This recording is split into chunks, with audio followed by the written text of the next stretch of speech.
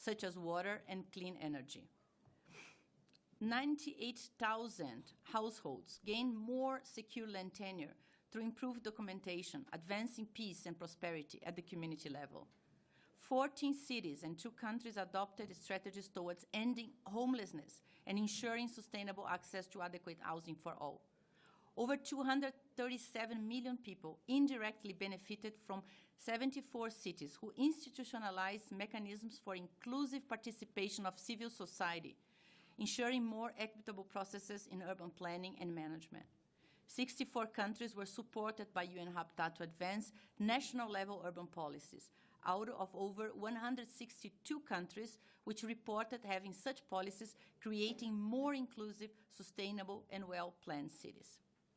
Recognizing the urgency and necessity of adequate housing for everyone, everywhere, we call for housing to be placed at the center of development at all levels. Through our strategic plan, under consideration at this Assembly, we're not only putting forward a vision, but also calling for action. We call on renewed leadership to drive the enactment of transformative and inclusive housing policies, anchored in 4 core actions. First, treat housing as a public good. This means shifting focus from short-term market fixes to long-term investments that prioritize people's needs while leveraging private sector resources. Second, countries should support a diverse mix of inclusive housing models that reflect the realities of different communities. This should include affordable homes built by private developers, but also public rental housing, cooperatives, incremental housing solutions, and support for community-led and self-built initiatives. While new construction is essential in some areas, in others, upgrading existing homes or repurposing unused buildings offers a cost-effective and sustainable alternative. Third, transform informal settlements. Upgrading slums must be a top priority if we are to achieve universal access to adequate housing. Expanding access to financing and microcredit is key to making this a reality. Fourth, cities must plan ahead for urban growth by promoting compact, connected neighborhoods that link housing with jobs, services, and green spaces, while protecting the social, economic, and ecological value of land. We realize that no one can do that alone. This is why we have put partnerships and coalitions at the center of our new proposed strategic plan. We have a long tradition of bringing together relevant actors to develop and action innovative approaches and practices, solutions that can be scaled up on the ground. The World Urban Forum, convened by UN Habitat and mandated by the UN General Assembly, is our most significant platform for this. Last year, in November 2024, the 12th session of the World Urban Forum, historic, brought together 25,000 participants. It has truly become the largest global coalition to advance a better urban future. Still, we cannot ignore the difficult realities. Multilateral institutions, including the UN, are under increasing strain, both financially and politically. We must therefore make a compelling case by delivering tangible improvements in people's lives and leaving no one behind. Our proposed new strategic plan, 2629, thus aims to do just that. Focusing on our niche, housing, land, and basic services, while strengthening partnerships and building coalitions, is a central element of how we can make lasting progress. Housing is not just a building of 4 walls. It is hope, it is justice and dignity. It is the very starting point of opportunity, and it is high time we address the global housing crisis that is worsening day by day. Thank you.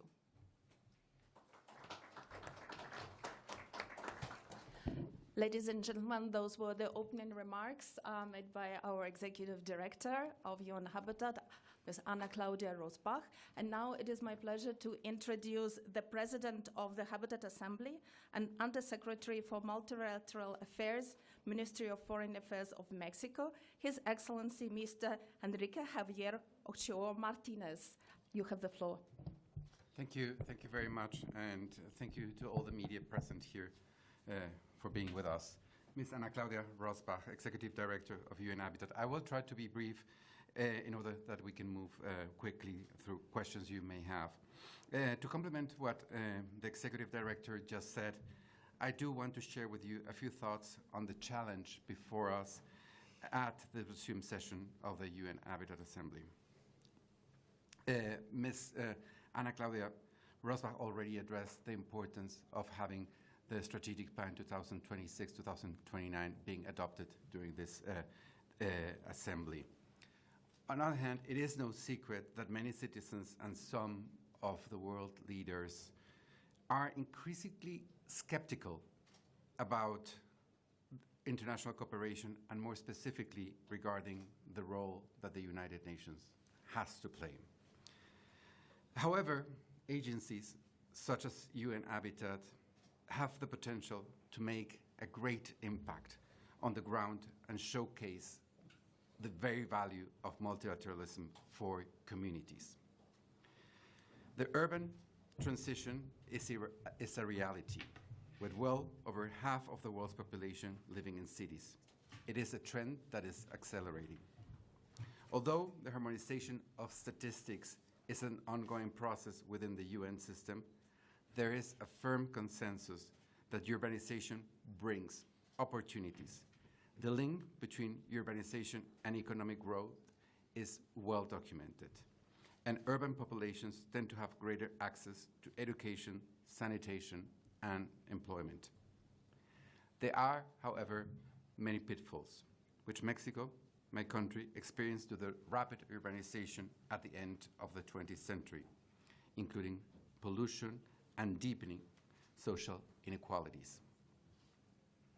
Learning from other cities and turning to the UN system was key in enabling our cities and our communities in Mexico to overcome these challenges. And I'm happy to report that in line with UN Habitat policies, housing is one of the main priorities for the current government of Mexico, headed by the first female president in North America, Ms. Claudia Sheinbaum, with the objective of building 1.1 million affordable homes by 2030, and therefore contributing to the success and achievement of the 2030 agenda. The value of UN Habitat lies in its capacity to act as a platform to mobilize and pool resources, knowledge, and political will to ensure that urban development is inclusive, sustainable, and fair.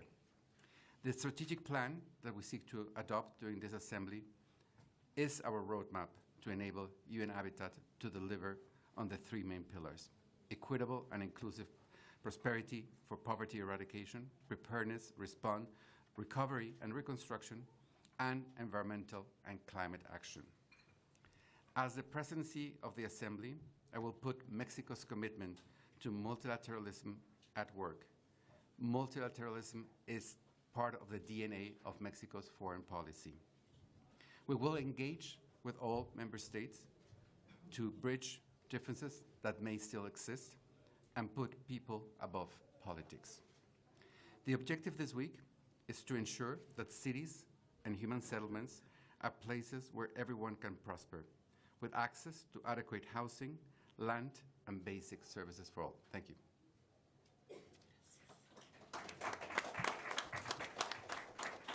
Thank you very much to Mr. President of the United Nations Habitat Assembly for this opening statement. And now it is my pleasure to introduce our third speaker on this press conference, who is representing the host country, Kenya, Cabinet Secretary for Lands, Public Works, Housing and Urban Development, who is representing the government of Kenya, Honorable Alice Wahome. You have the floor. Thank you. Thank you very much to the members of the press. This is an opening press conference during the resumed second session of the United Nations Habitat Assembly, meeting here in Nairobi, the host country being Kenya. Distinguished members of the press, ladies and gentlemen, and my colleagues sharing this platform of the press conference, I am honored to welcome you to Nairobi for the resumed second session of the United Nations Habitat Assembly.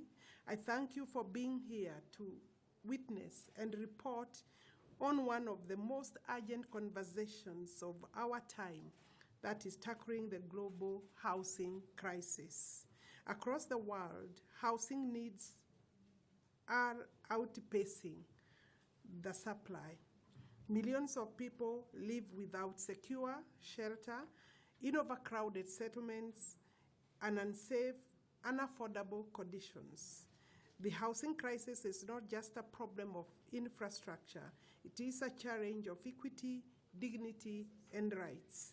It is a crisis that affects health, productivity, education, social cohesion, and it is a crisis that we must confront collectively, boldly, and now. As a host of the United Nations Habitat Assembly, and Habitat as a UN body, a country on the and as a country on the front lines of urban transformation, Kenya fully supports this urgent call to action. We believe that access to adequate and affordable housing is a fundamental human right. For Kenya, it is enshrined in our Article 43 of our Constitution, which is a fundamental basic human rights within the human rights articles. We also recognize that sustainable urban development is central to achieving the Sustainable Development Goals and the new urban agenda. This session of the UN Habitat Assembly is a critical moment for global urban leadership. We are gathered here to adopt key resolutions and advance practical solutions to urban challenges, particularly in relation to housing. High on our agenda is the approval of the UN Habitat Strategic Plan 2026 to 2029, a robust roadmap that prioritizes inclusive housing, resilient infrastructure, and sustainable urban governance. The strategic plan places housing at the heart of urban policy, administrative and regulatory frameworks, addressing informal settlements, promoting pro-poor land management, and integrating climate-smart solutions in housing delivery. Kenya welcomes and fully supports this plan, and we look forward to its adoption and implementation. It provides an essential framework for delivering real, lasting change in the lives of urban populations. As a country, Kenya has placed affordable housing at the center of our national development strategy. Under the Affordable Housing Program that is hosted by my ministry, we are working to deliver at least 250,000 housing units annually, providing homes for low and middle income households while stimulating local industries and creating jobs for the burgeoning youth population. Therefore, we are looking at bridging the gap or the deficit in our housing data, where we require at least 2 million houses like now. We are implementing innovative models such as tenant purchase schemes, public-private partnerships, and large value capture to make housing truly accessible and inclusive. But this is not just about bricks and mortar.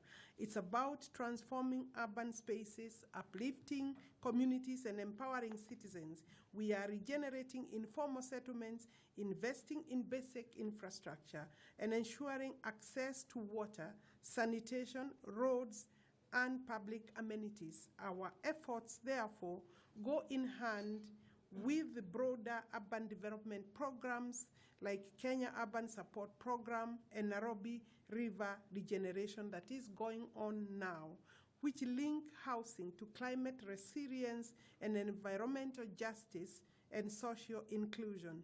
We are championing the Building Climate Resilience of the Urban Poor, or BCRAP initiative, because we know that the most vulnerable must be at the center of the housing agenda. These are people who bear the greatest risks from poor living conditions, floods, and extreme weather. Their voices must shape how we plan and build the cities tomorrow. Ladies and gentlemen, The global housing crisis demands global solidarity. It requires strong leadership, responsive policies, collaboration across borders and sectors, including the private sector. Kenya is ready to work with all partners, states or governments, civil society, the private sector, investors, international institutions, to ensure that housing is not a privilege for the few or for a few, but a right for all.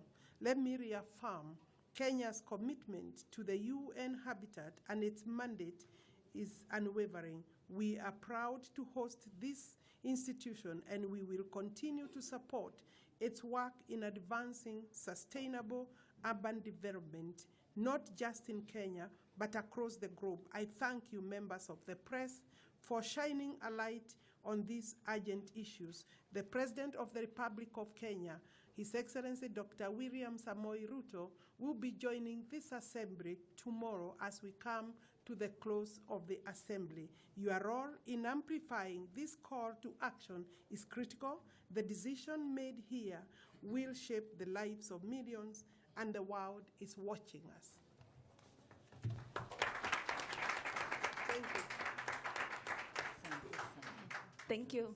Thank you very much for these remarks. I would like to thank our speakers for their statements and the remarks.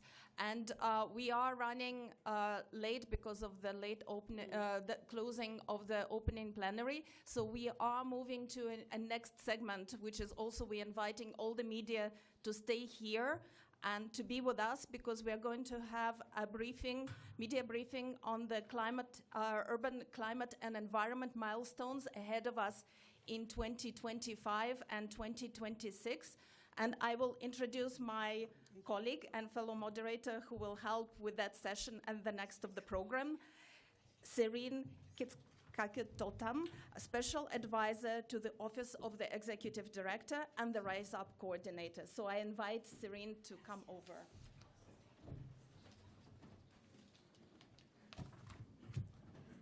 Good afternoon, and a warm welcome to the media as well as to the distinguished delegates here in the room. It's a great pleasure to have you, and while we wait, no rush at all. Thank you very much.